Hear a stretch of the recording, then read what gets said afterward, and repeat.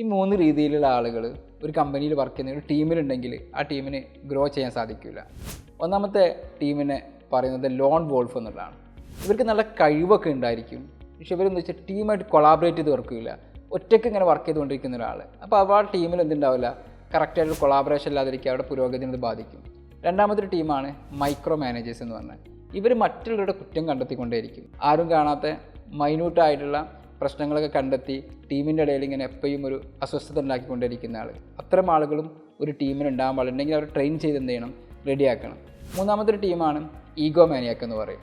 ഇവരുടെ പ്രത്യേകത എന്ന് വെച്ച് കഴിഞ്ഞാൽ ഇവർ എല്ലാവരോടും എപ്പോഴും നെഗറ്റിവിറ്റി ഇങ്ങനെ പറഞ്ഞുകൊണ്ടിരിക്കും. മാത്രമല്ല അവരുടെ ഭാഗം മാത്രമാണ് ശരിയെന്ന് പറയും, ഞാനാണ് ശരി എന്നുള്ള രീതിയിലായിരിക്കും. ബാക്കിയുള്ള എല്ലാ ആളുകളും കുറ്റമായിരിക്കും. ആ ടീമിൽ ആരെങ്കിലും ചെയ്തിട്ടുള്ള സക്സസ് ആയിട്ടുള്ള പ്രൊജക്റ്റിൻ്റെ ക്രെഡിറ്റ് ഇവർ ഏറ്റെടുക്കും. അത് എൻ്റെ കഴിവാണെന്ന് പറഞ്ഞ് എല്ലാം അവരുടെ കഴിവിലേക്ക് ഇങ്ങനെ കൊണ്ടുവരും. ഈ 3 ആളുകളും നിങ്ങളുടെ ടീമിലുണ്ടെങ്കിൽ നിങ്ങളുടെ ബിസിനസ് നല്ല രീതിയിൽ ബാധിക്കും. അപ്പോൾ നിങ്ങൾ ടീം മെമ്പേഴ്സിനെ ഒന്ന് അനലൈസ് ചെയ്ത് നോക്കുക.